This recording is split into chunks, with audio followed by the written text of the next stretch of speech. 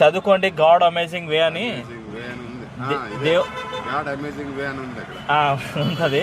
చదవండి, కొన్ని విషయాలు తెలుసుకుంటారు. చదవండి, కొన్ని విషయాలు తెలుసుకుంటారు. చెప్పండి. నేను పోతా ఉంటాను అక్కడక్కడ వింటాను కానీ నాకు ఎందుకంటే చాలా ఇంట్రెస్ట్, మంచి మాటలు అంటే చాలా ఇంట్రెస్ట్ నాకు. Okay okay. అయితే మెయిన్ ఏంటంటే తెలియక మనం ఎన్నో చేస్తుంటాం, ఎన్నో పనులు చేస్తుంటాము, ఎన్నో ఇబ్బందులు పడుతుంటాము. తెలుసుకోవాలి.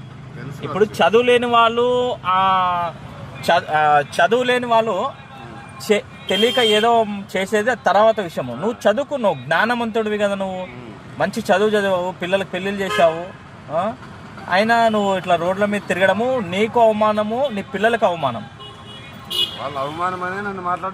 వద్దొద్దు, అది కాదు. కానీ నువ్వేం చేస్తావంటే ఇంటికి వెళ్ళి పెద్దోళ్ళని, మీ వాళ్ళని కూర్చోబెట్టుకొని మాట్లాడుకొని, ఏదో ఇట్లా రోడ్ల మీద తిరిగితే నీకు రూపాయి, 2 రూపాయలు, 10 రూపాయలు, 5 రూపాయలు వస్తాయి. ఆ 10 రూపాయలు, 5 రూపాయలు ఇంకా తాగడానికే సరిపోవు. అవే ఇప్పుడు నిజం చెప్పాలంటే తాగడానికి కూడా సరిపోవు. ఎవరిచ్చినా ఎంత ఇస్తారు? 5, 10, 1000 ఇయ్యరు. ఇలా మీకు చాలా ఇబ్బంది పడతారు. ఎప్పటికైనా మీ పిల్లల్ని పట్టుకొని ఇంటి దగ్గర ఉండి ఏదో ఒకటి చేసుకొని బ్రతుకు. మాట్లాడండి, ఏదో ఒకటి మాట్లాడుకొని చేసుకోండి. అది చదివితే కొన్ని విషయాలు తెలుసుకుంటారు. దాన్ని చదివితే కొన్ని విషయాలు తెలుసుకుంటారు.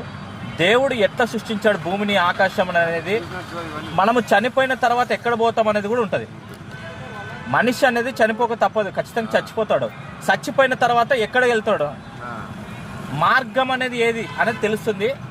ఏమండి, మీకు కొన్ని విషయాలు కూడా తెలుసుకోవచ్చు. అది చదవండి, ఆ పేపర్ చదవండి.